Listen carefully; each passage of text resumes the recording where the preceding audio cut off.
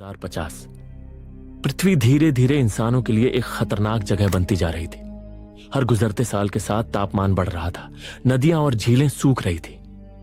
वैज्ञानिक समझ चुके थे कि यदि इंसानियत को बचाना है तो उसे एक नई दुनिया खोजनी होगी, एक ऐसी दुनिया जो मानव जीवन को सहारा दे सके।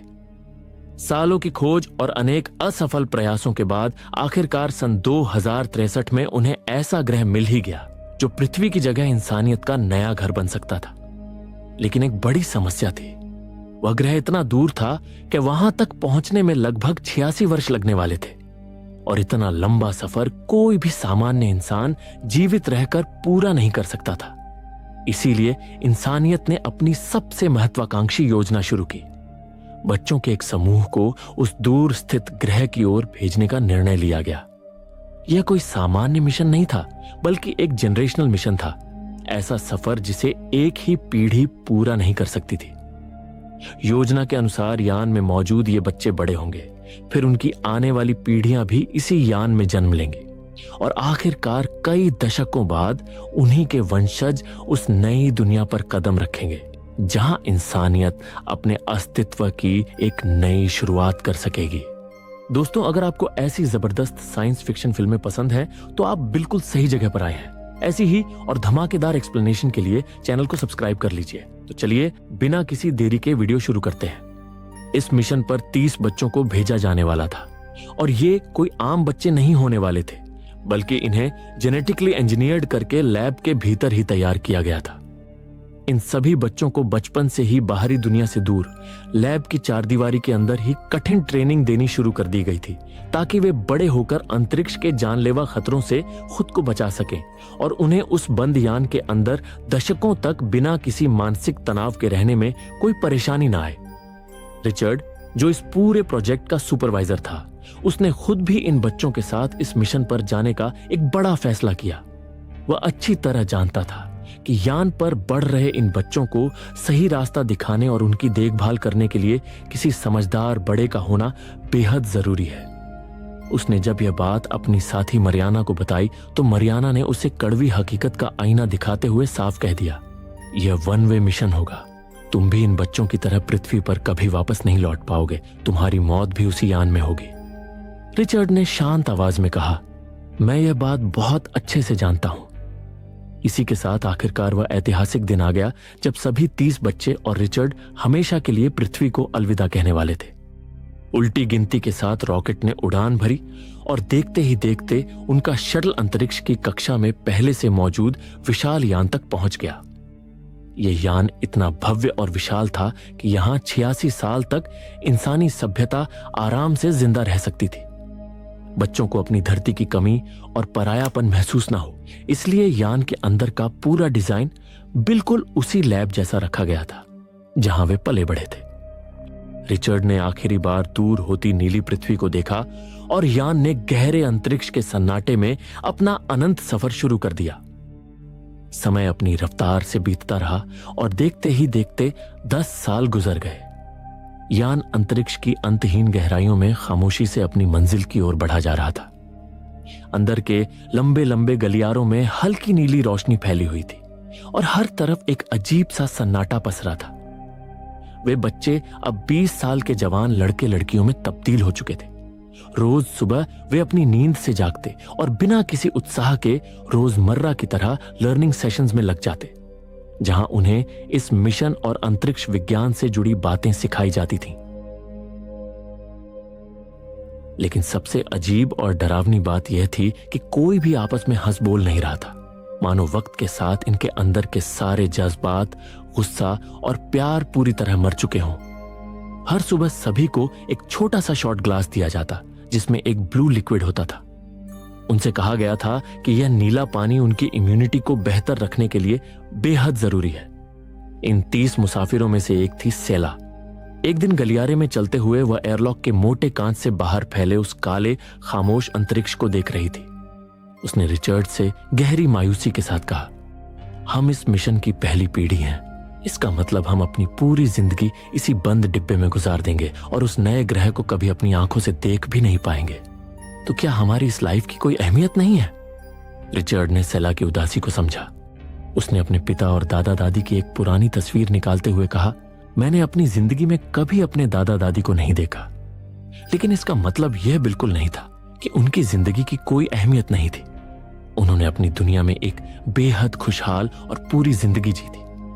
ठीक वैसे ही तुम और यहां मौजूद बाकी सब भी इस यान के भीतर एक खुशहाल जिंदगी जी सकते हो।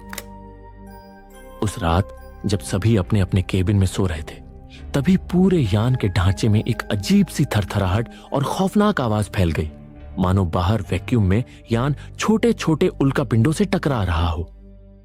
अगली सुबह जब सभी अपने अपने काम में व्यस्त थे, तभी कंप्यूटर सिस्टम पर क्रिस्टोफर को एक अजीब एरर दिखाई दिया। उसने तुरंत रिचर्ड को पास बुलाया और कहा, सिस्टम डिटेक्ट करके बता रहा है कि हमारे यूरिन में से कोई अजीब सा केमिकल या टॉक्सिन बाहर आ रहा है। क्या हम खाने में कुछ जहरीला ले रहे हैं? मगर रिचर्ड ने उसकी बात को पूरी तरह अनसुना कर दिया। उसके चेहरे के हाव भाव बदल गए और वह बिना कोई जवाब दिए चुपचाप वहां से चला गया। रिचर्ड के इस अजीब बर्ताव ने क्रिस्टोफर के दिमाग में शक का एक बड़ा बीज बो दिया था। उसे लगने लगा था कि इस यान के बंद दरवाजों के पीछे कोई बहुत बड़ा राज है जो उनसे छुपाया जा रहा था। रात को जब यान के अंदर सन्नाटा पसरा और सब सोने चले गए, तब क्रिस्टोफर ने अपने सबसे भरोसेमंद दोस्त जैक के साथ मिलकर इस गहरे रहस्य की तह तक जाने का फैसला किया। दोनों ने छिपकर लैब के डेटाबेस और उस नीले लिक्विड के केमिकल कंपोजिशन की जांच शुरू की। कुछ ही घंटों की मशक्कत के बाद जब कंप्यूटर स्क्रीन पर असली रिपोर्ट्स सामने आईं, तो सच जानकर उनके पैरों तले जमीन खिसक गई। बचपन से वे जिस ब्लू लिक्विड को अपनी इम्यूनिटी बढ़ाने वाली दवा समझकर पी रहे थे, वह कोई सप्लीमेंट नहीं था। उस ड्रिंक के भीतर एक बेहद खतरनाक और ताकतवर केमिकल मिलाया गया था जो सीधे उनके दिमाग पर असर करके उनकी इंसानी भावनाओं को दबा रहा था। वह ड्रग उनके गुस्से, उनके डर, उनके प्यार और यहां तक कि उनकी प्राकृतिक इच्छाओं को पूरी तरह कंट्रोल कर रहा था। यानी सालों से उन 30 बच्चों को शांत, आज्ञाकारी और कठपुतली बनाए रखने के लिए बिना उनकी मर्जी के उन्हें लगातार ड्रग्स दिए जा रहे थे। इस खौफनाक सच ने क्रिस्टोफर और जैक के भीतर एक बगावत की आग सुलगा दी। दोनों ने उसी पल फैसला किया कि अब से वे इस जहरीले नीले पानी की एक बूंद भी अपने हलक से नीचे नहीं उतारेंगे। अपनी इस बगावत को आगे बढ़ाते हुए दोनों ने यह खौफनाक सच अपने 2 और साथियों जेंडी और काई को भी बता दिया। क्रिस्टोफर ने उन्हें आगे बताया, मैंने इस यान के नक्शे में एक सीक्रेट कंपार्टमेंट भी ढूंढा है। ना जाने वहां ऐसा क्या छुपाया गया है जिसके बारे में रिचर्ड ने हमें आज तक भनक भी नहीं लगने दी। कुछ देर बाद क्रिस्टोफर सीधे रिचर्ड के केबिन में पहुंचा और सीधा सवाल किया, उस लॉक कंपार्टमेंट के पीछे क्या है? रिचर्ड ने अपने चेहरे के तनाव को छुपाते हुए बेहद शांति से कहा, मुझे भी इस बारे में पूरी जानकारी नहीं है बेटा। हो सकता है वह कंपार्टमेंट आने वाली पीढ़ी यानी 3rd जनरेशन के लिए सुरक्षित रखा गया हो। अगली सुबह हमेशा की तरह सभी बच्चे एक लाइन में लगकर उस नीले लिक्विड को पी रहे थे, मगर इस बार क्रिस्टोफर और जैक ने उस ड्रिंक को न पीने का फैसला कर लिया था। दवा का असर जैसे ही उनके दिमाग से कम होने लगा, उनके शरीर के भीतर बदलाव आने शुरू हो गए। अब उन्हें अपने भीतर पहले से कहीं ज्यादा एनर्जी महसूस हो रही थी। वे खुद को पहले से कहीं ज्यादा फुर्तीला, जिंदा और आजाद महसूस कर रहे थे। वे दोनों जब एक गलियारे से गुजर रहे थे, तभी अचानक पूरे यान की लोहे की दीवारों में फिर से वही डरावनी थरथराहट गूंज उठी। अब वे शांत रहने वाले बच्चे नहीं थे। वे हर हाल में जानना चाहते थे कि आखिर हर रात यह कंपन क्यों होता है। बाहर वह विशाल यान बिना किसी आवाज के अपनी मंजिल की ओर बढ़ा जा रहा था। अगली सुबह रिचर्ड ने पूरे क्रू को इकट्ठा किया और एक बुरी खबर सुनाई। हमारा पृथ्वी के ग्राउंड कंट्रोल से संपर्क पूरी तरह टूट चुका है। कल रात हमारे बाहरी कम्युनिकेशन सिस्टम में कोई बड़ा एरर आया था। रिचर्ड ने आगे कहा, इस अनंत अंतरिक्ष में जिंदा रहने के लिए पृथ्वी से जुड़े रहना बेहद जरूरी है। इसलिए इसे ठीक करने के लिए मुझे और जैक को यान के बाहर स्पेस वॉक पर जाना होगा।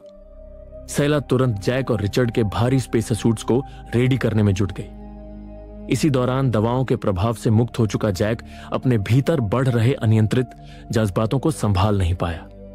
वह सैला के करीब आकर उसके साथ बदतमीजी और जबरदस्ती करने लगा। रिचर्ड ने एन मौके पर आकर जैक को पीछे धकेला। रिचर्ड अब अच्छी तरह समझ चुका था कि जैक और क्रिस्टोफर उस ब्लू ड्रिंक को लेना बंद कर चुके हैं और यही वजह थी कि उनके भीतर के इंसानी जज्बात और आक्रामकता अब बाहर आ रहे थे। रिचर्ड ने अकेले में क्रिस्टोफर को बुलाकर बेहद संजीदगी से समझाने की कोशिश की। वह ब्लू ड्रिंक हमारे वजूद के लिए बेहद जरूरी है। वह हमारे इंपल्स को कंट्रोल में रखता है ताकि कोई भी यहां जैक जैसा हिंसक बर्ताव न करने लगे। अगर सबने इसे बंद कर दिया तो यह मिशन तबाह हो जाएगा। क्रिस्टोफर ने गुस्से से कहा, हम इसी लोहे के डिब्बे में मर जाएंगे, तो क्या मरने से पहले हमें अपनी मर्जी से जीने का भी हक नहीं है? रिचर्ड के पास इस सवाल का कोई जवाब नहीं था। उसने चुपचाप क्रिस्टोफर को अपने साथ बाहर चलने के लिए तैयार होने को कहा, क्योंकि जैक के हिंसक रवैये को देख वह उसे बाहर नहीं ले जा सकता था। अब क्रिस्टोफर और रिचर्ड दोनों स्पेस वॉक के लिए पूरी तरह तैयार थे। जैसे ही यान का भारी एयरलॉक खुला, उनके सामने फैला नजारा किसी अकल्पनीय जादुई सपने जैसा था। चारों तरफ एक अनंत और बेइंतहा अंधेरा पसरा हुआ था। एक ऐसा स्याह सन्नाटा जिसका ना कोई अंत नजर आ रहा था और ना ही कोई किनारा। वे अब इंटरस्टेलर स्पेस की उस वीरान सरहद पर पहुंच चुके थे, जहां ना कोई ग्रह था, ना कोई चांद और ना ही पास में कोई टिमटमाता तारा। सिर्फ दूर ब्रह्मांड की अंतहीन गहराइयों में बिखरे अरबों करोड़ों तारे मध्यम रोशनी के साथ जगमगा रहे थे, मानो अंधेरे के उस असीम समंदर में छोटी छोटी जुगनू जैसी रोशनियां तैर रही हों। अंतरिक्ष के उस महाशून्य में लटके हुए उस पल उन दोनों को यह गहरा एहसास हुआ कि इस अनंत ब्रह्मांड के सामने एक इंसान, उसकी तन्हाई और उसकी पूरी सभ्यता कितनी छोटी, कितनी मामूली है। इस दौरान यान के भीतर कंट्रोल रूम में बैठे बाकी सभी लोग अपनी सांसें थामे स्क्रीन्स पर बाहर चल रही हर हलचल पर नजर रखे हुए थे। रिचर्ड और क्रिस्टोफर बाहर वैक्यूम में लटके उस खराब सिस्टम को ठीक करने में जुटे ही थे कि तभी अचानक अंतरिक्ष के उस सन्नाटे में एक अदृश्य और भयानक ताकत का तेज झोंका आया। उस झटके की तीव्रता इतनी अकल्पनीय थी कि रिचर्ड का हाथ लोहे की रेलिंग से छूट गया और वह तुरंत अपना होश खो बैठा। इस बार का झटका कोई मामूली झटका नहीं था। इसने पूरे यान को हिलाकर रख दिया था और यान के एक अंदरूनी हिस्से में भीषण आग भी लग चुकी थी। क्रिस्टोफर ने किसी तरह रिचर्ड को संभाला और वापस एयरलॉक के भीतर ले आया, लेकिन तब तक बहुत देर हो चुकी थी। रिचर्ड के शरीर में कोई हरकत नहीं बची थी। उसने दम तोड़ दिया था। यान के अंदर अब कोहराम मच चुका था, क्योंकि उनका इकलौता लीडर अब इस दुनिया में नहीं रहा था। सबसे डरावनी बात यह थी कि किसी को समझ नहीं आ रहा था कि आखिर किस अदृश्य ताकत के कारण रिचर्ड की मौत हुई। वे अभी इस अनसुलझी गुत्थी को समझने की कोशिश कर ही रहे थे कि तभी पीछे खड़े एडवर्ड ने कांपती आवाज में कहा, मैंने बाहर कुछ देखा था। वह कोई अजीब और खौफनाक एलियन फोर्स जैसी लग रही थी। यह सुनते ही पूरे क्रू के भीतर मौत का डर बैठ गया। क्रिस्टोफर ने सबको हौसला देते हुए कहा, घबराओ मत, वह चीज जो भी है यान के बाहर है। जब तक हम अंदर हैं, हम पूरी तरह से सेफ हैं। कुछ ही देर बाद सबने आपस में वोटिंग की और क्रिस्टोफर को यान का नया चीफ ऑफिसर चुन लिया गया। मगर उसका खुद का सबसे पक्का दोस्त जैक इस फैसले से अंदर ही अंदर गुस्से से जल रहा था, क्योंकि वह खुद चीफ ऑफिसर बनना चाहता था। चीफ ऑफिसर की कमान संभालते ही क्रिस्टोफर ने पूरी गंभीरता से अपना काम शुरू किया। उसने सबको इकट्ठा करके कहा, हमारा सबसे पहला मकसद पृथ्वी से दोबारा संपर्क बनाना है। अगर हम सब एक टीम की तरह साथ मिलकर काम करें तो हम यह कर सकते हैं। इसी के साथ सभी अपने अपने कामों में जुट गए। वे हर हाल में जानना चाहते थे कि बाहर आखिर हुआ क्या था, लेकिन डेटा रूम में लगी उस भयानक आग की वजह से बाहर के कैमरों का फुटेज एक्सेस नहीं हो पा रहा था। सारा सिस्टम क्रैश था। उधर सेला भारी मन से रिचर्ड के सूने कमरे में उसकी पुरानी चीजों और पृथ्वी की यादों को खंगाल रही थी। तभी वहां क्रिस्टोफर भी आ पहुंचा। दोनों ने कंप्यूटर पर रिचर्ड की कुछ दिन पहले रिकॉर्ड की गई एक सीक्रेट वीडियो डायरी प्ले की। उस वीडियो में रिचर्ड स्क्रीन की तरफ देखते हुए भावुक आवाज में कह रहा था, मैं इस मिशन पर अपनी मर्जी से सिर्फ इसलिए आया था क्योंकि मुझे इन 30 बच्चों की फिक्र थी। मैं उन्हें अंतरिक्ष के उस सबसे बड़े खतरे से बचाना चाहता हूं। यह सुनते ही वीडियो बंद हो गया। सेला ने गहरी हैरानी और खौफ से क्रिस्टोफर की तरफ देखा और पूछा, आखिर रिचर्ड हमें अंतरिक्ष के कौन से भयानक खतरे से बचाना चाहते थे? अगली सुबह तक जैक ने पूरे यान में यह बात आग की तरह फैला दी थी कि उस ब्लू ड्रिंक में क्या मिलाया जाता था। सच सामने आते ही विद्रोह हो गया। और सभी बच्चों ने उस ड्रिंक को पीना पूरी तरह बंद कर दिया।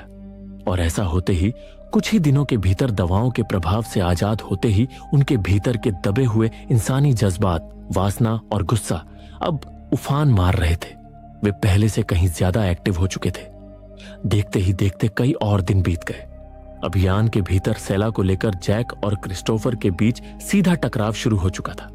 क्रिस्टोफर अच्छी तरह जानता था कि ब्लू ड्रिंक छोड़ने के बाद जैक की नीयत पूरी तरह बदल चुकी है और वह सेला के लिए बेहद खतरनाक साबित हो सकता है। क्रिस्टोफर अब उसे जैक की गंदी नजरों से प्रोटेक्ट करने की कोशिश कर रहा था, लेकिन अब हर दिन यान के अंदर का माहौल बद से बदतर होता जा रहा था। दवाओं के असर से पूरी तरह आजाद हो चुके वे युवा अब अपनी आदिम फितरत पर उतर आए थे और छोटी मोटी बातों पर एक दूसरे से हिंसक तरीके से लड़ने लगे थे।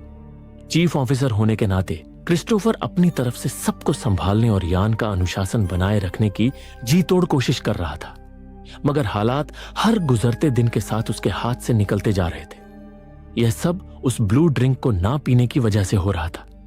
क्रिस्टोफर ने एक बार फिर पूरे क्रू को इकट्ठा किया और कड़े लहजे में चेतावनी देते हुए कहा, हम में से कई लोग अपनी जिम्मेदारियां छोड़कर बस आपस में लड़ रहे हैं, कोई काम नहीं कर रहा है।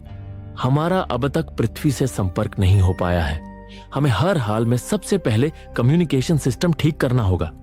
मगर जैक ने तुरंत क्रिस्टोफर की बात बीच में ही काटते हुए आक्रामक अंदाज में कहा, हमारा फूड सप्लाई सिस्टम भी खराब हो रहा है, इसलिए हम पहले उसे ठीक करेंगे, कम्युनिकेशन को नहीं। तभी उनके बीच खड़े एडवर्ड ने धीरे से कहा, मैं काम नहीं कर सकता। बताया, एडवर्ड बेहद डरा हुआ है। उसे लगता है कि जब रिचर्ड की डेड बॉडी को अंदर लाया गया था तो उसी के साथ वह बाहरी एलियन भी यान के भीतर दाखिल हो चुका है और वह अब इस यान में कहीं भी छिपा हो सकता है। जैक को जैसे इसी मौके की तलाश थी। उसने वहां मौजूद डरे हुए युवाओं को क्रिस्टोफर के खिलाफ भड़काना शुरू कर दिया। उसने क्रिस्टोफर के आदेशों को मानने से साफ इनकार कर दिया और कहा, आप सबको अब एक नया और ताकतवर लीडर चाहिए जो उस खौफनाक एलियन से आप सबकी जान बचा सके। जैक की इन खोखली मगर डरावनी बातों में आकर यान के लगभग आधे लोग क्रिस्टोफर को छोड़कर जैक की तरफ हो गए। अब यान के भीतर दो अलग अलग ग्रुप बन चुके थे। क्रिस्टोफर अपने वफादार साथियों को लेकर डेटा और कम्युनिकेशन सिस्टम ठीक करने के लिए आगे बढ़ गया, लेकिन अब हर किसी के मन में उस अनजाने एलियन का खौफ बैठ चुका था। सिस्टम रूम में एक अजीब और डरावना सन्नाटा पसरा हुआ था। क्रिस्टोफर अपने साथियों के साथ जांच करने के लिए अंदर चला गया। थोड़ी ही देर बाद वहां जैक भी अपने सबसे खास मोहरे काई के साथ आ पहुंचा। जैक ने अपने बाकी साथियों को दरवाजे पर ही रुकने का इशारा किया और खुद काई के साथ अंदर चला गया, लेकिन कुछ ही मिनटों बाद वे दोनों हांफते हुए और बुरी तरह घबराए होने का नाटक करते हुए बाहर भागे। उन्होंने बाहर खड़े क्रू से झूठ बोलते हुए कहा, अंदर वही एलियन था, हमारी उससे बहुत भयानक लड़ाई हुई है, वह किसी को भी मार सकता है। बाद में एडिथ ने यह सारी बातें क्रिस्टोफर को बताई। उसने कहा, तुम लोगों के सिस्टम रूम से निकलने के कुछ ही देर बाद वहां जैक और काई आए थे। वे अंदर गए और बाहर आकर सबको बताया कि अंदर एलियन है, और इसी बहाने उन्होंने सिस्टम रूम के सारे कंप्यूटर्स और रिकॉर्ड्स को तोड़कर पूरी तरह तबाह कर दिया है। यह सुनते ही वे कर रहा है ताकि कोई बहुत बड़ा सच छुपाया जा सके, लेकिन जैक से एक बहुत बड़ी चूक हो गई थी। क्रिस्टोफर को उस तबाही से पहले ही वह मुख्य बैकअप डिस्क मिल चुकी थी जिसमें यान का सारा डेटा और सीसीटीवी फुटेज सुरक्षित थे।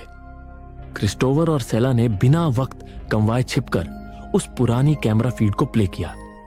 स्क्रीन पर उस दिन का मंजर उभर आया जब रिचर्ड और क्रिस्टोफर यान के बाहर सिस्टम की मरम्मत करने गए थे। फुटेज में साफ दिख रहा था कि जैक को रिचर्ड का क्रिस्टोफर को बाहर ले जाना बिल्कुल पसंद नहीं आया था, क्योंकि वह खुद बाहर जाकर हीरो बनना चाहता था।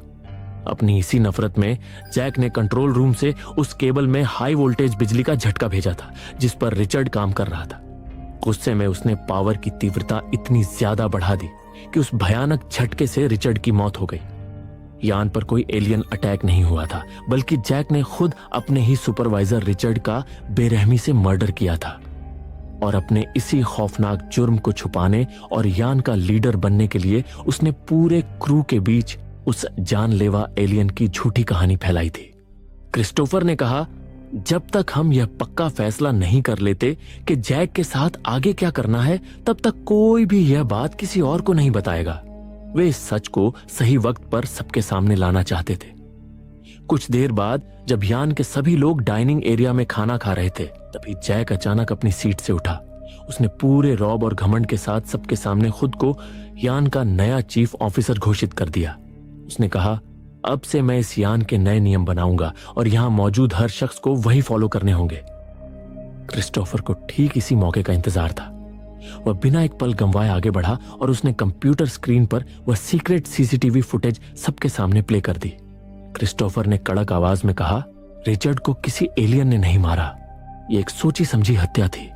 रिचर्ड की मौत जैक द्वारा दिए गए हाई वोल्टेज इलेक्ट्रिक शॉक की वजह से हुई थी। सच शीशे की तरह सबके सामने आ चुका था। कमरे में कुछ पलों के लिए एक डरावना सन्नाटा पसर गया। जैक के चेहरे पर पकड़े जाने का कोई खौफ नहीं था। उसने कहा, हाँ, मैंने मारा रिचर्ड को, क्योंकि मैंने उसके भीतर उस खौफनाक एलियन को देखा था। मुझे तुम सबको प्रोटेक्ट करने के लिए रिचर्ड को मारना पड़ा। लेकिन ये क्रिस्टोफर, ये रिचर्ड की बॉडी के साथ उस एलियन को वापस यान के अंदर ले आया। जैक ने क्रू के दिमाग से खेलते हुए आगे कहा, बचपन से हमें यहां किसी रोबोट की तरह रखा गया। हमें चुप कराने के लिए ड्रग्स दिए गए। तो क्या हम अब भी वैसे ही जिएं जैसा वे चाहते थे? वह एलियन अभी भी यान के अंदर घूम रहा है। हो सकता है उसने रिचर्ड की बॉडी छोड़ दी हो और अब वह हम में से ही किसी के अंदर छिपकर बैठा हो। तभी जैक की शातिर नजर पीटर पर पड़ी। उसने कहा, इसके अंदर वह एलियन है। जैक के फैलाए अंधविश्वास और डर की वजह से वहां मौजूद युवा पूरी तरह पागल हो गए। जैक की बातों में आकर उन्होंने पीटर को बुरी तरह पीटना शुरू कर दिया। क्रिस्टोफर ने उन्हें रोकने की कोशिश की, मगर दवाओं के असर से मुक्त हो चुकी वह भीड़ इस वक्त जानवर बन चुकी थी। सबने मिलकर पीटर को बड़ी बेरहमी से मौत के घाट उतार दिया। अब जैक का पागलपन पूरी तरह बेकाबू हो चुका था। उसने अपने ग्रुप के लोगों के साथ मिलकर यान के सारे नुकीले और तेज औजार इकट्ठा करने शुरू कर दिए। उसने आधे से ज्यादा क्रू का पूरी तरह ब्रेन वॉश कर दिया था। इधर क्रिस्टोफर अपने मुट्ठी भर बचे कुचे वफादार साथियों के साथ एक केबिन में फंस चुका था। उन्हें समझ नहीं आ रहा था कि वे अब जैक और उसकी हिंसक सेना का सामना कैसे करें, क्योंकि यान के सारे हथियार और टूल्स अब जैक के कब्जे में थे। तभी सैला के दिमाग की बत्ती जली। उसे रिचर्ड की उस वीडियो क्लिप की बात याद आई, जहां रिचर्ड ने किसी सीक्रेट हथियार की तरफ इशारा किया था। क्रिस्टोफर ने बिना वक्त गंवाए दीवार के उस हिस्से की जांच की। थपथपाने पर उसे दीवार का एक हिस्सा खोखला लगा। उसने जैसे ही उस पैनल को वहां से हटाया, अंदर एक सीक्रेट रास्ता दिखाई दिया। क्रिस्टोफर उस संकरे रास्ते के अंदर गया, जहां आगे एक भारी लोहे का दरवाजा था जो आसानी से खुल नहीं रहा था। इसी दौरान जैक को भनक लग चुकी थी कि क्रिस्टोफर कुछ ढूंढ रहा है। वह अपने गुंडों के साथ तेजी से उस तरफ बढ़ा। क्रिस्टोफर किसी तरह जैक के आने से पहले वहां से बचकर बाहर निकल गया, मगर जैक और उसके साथियों ने दीवार को तोड़कर उस भारी सीक्रेट दरवाजे को खोल दिया। यह वही सीक्रेट कंपार्टमेंट था जिसके बारे में क्रिस्टोफर ने काफी समय पहले रिचर्ड से सवाल किया था। वहां बड़े बड़े बॉक्सेस में पृथ्वी के सबसे आधुनिक और घातक एडवांस्ड गन्स रखे हुए थे। ये हथियार दरअसल थर्ड जनरेशन के लिए छुपाकर भेजे गए थे, ताकि दशकों बाद जब वे उस नए अनजान ग्रह पर पहुंचे तो वहां के खतरनाक माहौल में अपनी सुरक्षा कर सकें। लेकिन अफसोस, उन सारे जानलेवा आधुनिक हथियारों पर अब जैक का कब्जा हो चुका था। यान अब एक उड़ता हुआ कसाईखाना बनने की कगार पर था। क्रिस्टोफर के दो साथी घबरा गए और अपनी जान बचाने के लिए जैक के ग्रुप में जा मिले। अब क्रिस्टोफर के साथ केवल सेला और अमांडा ही बची थी। क्रिस्टोफर ने कहा, इस वक्त हमारे पास कोई हथियार नहीं है। हमें नाटक करना होगा कि हम जैक के ग्रुप को ज्वाइन कर रहे हैं। फिर जैसे ही हमें सही मौका मिलेगा, हम उन आधुनिक हथियारों को अपने कब्जे में लेकर जैक का खेल हमेशा के लिए खत्म कर देंगे। वे अभी इस खतरनाक योजना पर बात कर ही रहे थे कि अचानक बाहर से जैक अपनी हथियारबंद सेना के साथ अंदर आ धमका। उन्होंने पल भर में क्रिस्टोफर को दबोच लिया। वे क्रिस्टोफर को घसीटकर ले जा ही रहे थे कि अमांडा ने आगे बढ़कर रोते हुए सबको समझाने की आखिरी कोशिश की। हम इंसान हैं, जंगली जानवर नहीं। हम आपस में बैठकर भी बात कर सकते हैं। लेकिन पागलपन में डूबे काई ने बिना एक पल सोचे बड़ी बेरहमी से अमांडा के सीने में गोली मार दी। अमांडा वहीं ढेर हो गई। यह खौफनाक मंजर देख क्रिस्टोफर और सेला अपनी जान बचाने के लिए पागलों की तरह भागे। जैक और उसके शिकारी साथी बंदूकों के साथ उनके पीछे पड़ चुके थे। दोनों फुर्ती से एक वेंट में छिप गए। जैक ने वेंट की तरफ अंधाधुंध गोलियां बरसाईं। लोहे की दीवारें गोलियों की आवाज से गूंज उठीं, मगर वे दोनों किसी तरह रेंगते हुए वहां से बच निकले। लेकिन तभी काई ने उन्हें गलियारे से भागते हुए देख लिया। वह जैसे ही उन पर ट्रिगर दबाने गया, क्रिस्टोफर ने पीछे से घात लगाकर उस पर घातक वार किया और काई वहीं मर गया। कुछ ही पलों में गोलियों की आवाज का पीछा करता हुआ जैक भी वहां पहुंच गया। क्रिस्टोफर और सेला भागते हुए अब सीधे एयरलॉक के केबिन तक पहुंच चुके थे और जैक हाथ में राइफल लिए लगातार उनकी तरफ बढ़ रहा था। मौत को बिल्कुल सिर पर देख दोनों ने जल्दी से स्पेस सूट पहनना शुरू किया। जैसे ही पूरी तरह पागल हो चुके जैक ने एयरलॉक का आखिरी दरवाजा तोड़ा। अंदर और बाहर के वैक्यूम का प्रेशर डिफरेंस इतना तेज था कि जैक अंतरिक्ष के शून्य की तरफ खींचने लगा, मगर जाते जाते उसने सेला को पकड़ लिया। सेला की जान बचाने के लिए क्रिस्टोफर ने जैक को अपने साथ लेकर खुद अंतरिक्ष में कूदने के लिए आगे बढ़ा, मगर जैक ने चालाकी से क्रिस्टोफर को जोरदार धक्का दे दिया। क्रिस्टोफर एयरलॉक से बाहर सीधे उस ठंडे अनंत अंतरिक्ष में बह गया। क्रिस्टोफर को फेंकने के बाद जैक एयरलॉक का गेट बंद करने ही वाला था कि तभी सेला ने अपनी पूरी ताकत समेटकर जैक पर एक जोरदार वार किया। जैक लड़खड़ाकर सीधे अंतरिक्ष के उस खामोश अंधेरे में हमेशा हमेशा के लिए चला गया, जहां सिर्फ मौत उसका इंतजार कर रही थी। सेला की आंखों से आंसू बह रहे थे। वो अपनी आखिरी उम्मीद के सहारे बाहर उस शून्य में क्रिस्टोफर को खोजने लगी। तभी उसकी नजर दूर तैरते क्रिस्टोफर पर पड़ी। क्रिस्टोफर ने यान की बाहरी सेफ्टी रेलिंग को कसकर पकड़ लिया था। दोनों सीधे कंट्रोल रूम में पहुंचे और कड़क आवाज में ऐलान किया, जैक अब नहीं रहा। जैक की मौत की खबर सुनते ही उसके गुंडों के हौसले पस्त हो गए और सबने सरेंडर करते हुए अपने अपने हथियार डाल दिए। सेला को यान का नया चीफ ऑफिसर बना दिया गया। इसी के साथ लंबे खूनी संघर्ष के बाद यान में एक बार फिर शांति और अनुशासन लौट आया। इस पूरे खौफनाक दौर ने क्रिस्टोफर और सेला को एक दूसरे के बेहद करीब ला दिया था। कुछ समय बाद सेला ने एक खूबसूरत बच्चे को जन्म दिया। धीरे धीरे यान के भीतर दूसरी पीढ़ी के बच्चे पैदा होने लगे और कॉरिडोर बच्चों की किलकारियों से गूंज उठा। समय अपनी निरंतर रफ्तार से भागता रहा और देखते ही देखते इस ऐतिहासिक मिशन को 86 साल गुजर गए। पहली पीढ़ी के लोग अब बूढ़े होकर मिट्टी में मिल चुके थे, मगर उनकी संतानें अब जवान हो चुकी थीं। आखिरकार 86 साल का यह लंबा थका देने वाला सफर खत्म हुआ। यान अपनी मंजिल तक पहुंच चुका था। खिड़की के पार जब लोगों ने उस नए ग्रह को देखा तो वह किसी जन्नत या स्वर्ग से कम नहीं था। वहां उगता हुआ वह सुनहरा सूरज इंसानी सभ्यता के एक नए सवेरे, एक नए अध्याय और एक नई शुरुआत की कहानी बयां कर रहा था। धरती को पीछे छोड़ने के बाद इंसानों को आखिर